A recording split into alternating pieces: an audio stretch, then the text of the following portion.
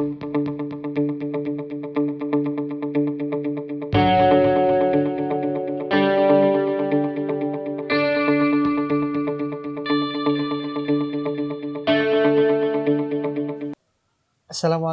warahmatullahi wabarakatuh. Izin memperkenalkan diri, nama saya Muhammad Rayhan Fadilah dengan NIM 2013-51086 dari Teknik Informatika kelas Malam B STT Wahastu Kancana Purwakarta. Pada kesempatan kali ini, saya membuat video untuk memenuhi syarat ujian akhir semester pada mata kuliah Sistem Informasi. Baik, pada kesempatan kali ini saya akan menjelaskan sistem prosedur pengambilan KPR yang masih menggunakan sistem manual yang akan diubah menjadi sistem prosedur pengambilan KPR secara online atau terkomputerisasi. Pada sistem ini saya akan menamakan sistem prosedur pengambilan kredit pemilikan rumah atau bisa disingkat SIPROKPER. Baik, untuk identifikasi pada bagian A itu nama sistem manualnya sistem prosedur pengambilan KPR. Lalu masalah yang terjadi pada sistem manual itu dalam pelaksanaannya apabila saat situasi pandemi seperti ini prosedur KPR menjadi sulit atau terkendala karena pandemi sehingga masyarakat atau konsumen itu akan terkendala. Lalu untuk solusinya yaitu untuk memudahkan kepada konsumen apabila ingin mengajukan kredit pemilikan rumah KPR sehingga dalam pelaksanaannya menjadi lebih efektif dan lebih efisien gitu, secara online. Nah, kita akan lihat tampilannya. Nah, ini merupakan sistem prosedur pengambilan KPR secara manual seperti ini. Secara manual seperti ini, ada entitasnya ada 4. Setelah itu akan diubah menjadi sistem prosedur pengambilan KPR terkomputerisasi atau online tadi dengan singkatan SIPROKPER. Nah, saya akan menjelaskan di sini ada 4 entitas. 4 entitas di sini ada konsumen, administrasi, bank, developer. Nah, pada yang pertama, proses pertama itu konsumen akan booking fee lalu mengirimkan booking fee ini ke administrasi secara online pastinya. Setelah itu administrasi akan memberikan kwitansi booking dan surat pemesanan rumah.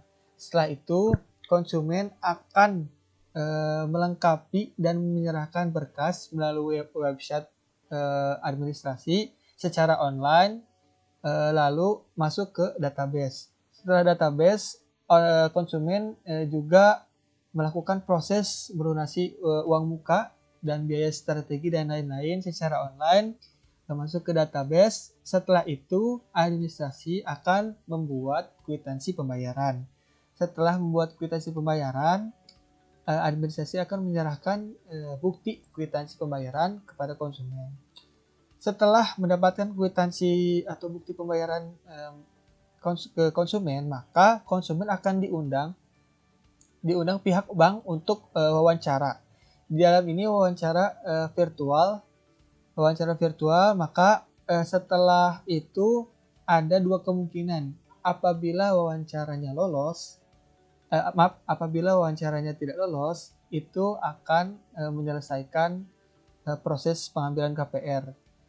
Tetapi apabila wawancara virtualnya lolos yang dilakukan oleh bank, maka konsumen akan melaksanakan akad kredit.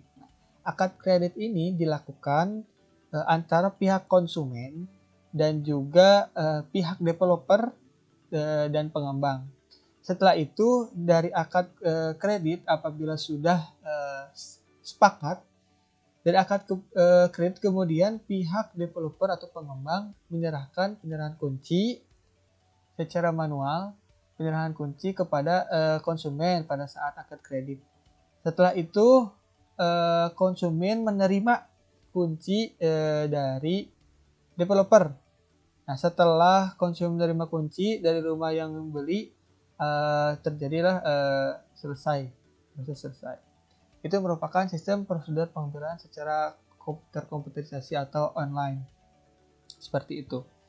Kita masuk ke diagram konteks. Nah, pada diagram konteks di sini terlihat di sini ada konsumen. Nah, ID konsumen itu akan pemesanan pendaftaran, lalu pembayaran booking, masuk ke sistem data berkas. Setelah itu dari pihak bank, setelah berkasnya sudah selesai, berkas pemesanan pendaftaran akan diserahkan kepada bank. Setelah bank akan diproses, lalu akan wawancara juga secara virtual. Setelah itu penerimaan wawancara atau konsumen bisa dinyatakan lolos, masukkan berkas akad kredit. Lalu setelah itu dari sistem ini administrasi akan menerima laporan pemesanan pendaftaran, lalu penerimaan wawancara. Setelah itu ada laporan pembayaran biaya, lalu berkas akad kredit. Setelah itu admin akan memberikan bukti kwitansi pembayaran atau juga bukti barang bukti kepada konsumen. Baik, untuk selanjutnya yaitu DFD level 0. Pada DFD level 0 di sini kita bisa lihat ID konsumen, pemesanan pendaftaran pembayaran booking itu akan masuk ke olah data pendaftaran pembayaran. Setelah itu masuk ke proses pembayaran, rekap bayar. Nanti dari rekap bayar kita masuk ke buat laporan. Setelah itu pada entitas bank itu setelah menyatakan konsumen lolos wawancara, masuk ke olah data penerimaan berkas, rekap berkas, dari rekap berkas masuk ke buat laporan. Setelah ke buat laporan itu admin akan menerima laporan pemesanan pendaftaran, penerimaan wawancara, pembayaran biaya, lalu berkas akad kredit. Setelah itu akan masuk ke pembuatan laporan. Setelah buat laporan, nanti konsumen akan mendapatkan bukti kwitansi pembayaran dan juga barang dan kuncinya. Seperti itu. Itu merupakan penjelasan flow map terkomputerisasi, lalu ada diagram konteks dan juga DFD level 0. Sekian yang dapat saya sampaikan. Mohon maaf apabila ada kata-kata atau penjelasan yang kurang jelas ataupun kesalahan. Terima kasih atas segala perhatiannya. Assalamualaikum warahmatullahi wabarakatuh.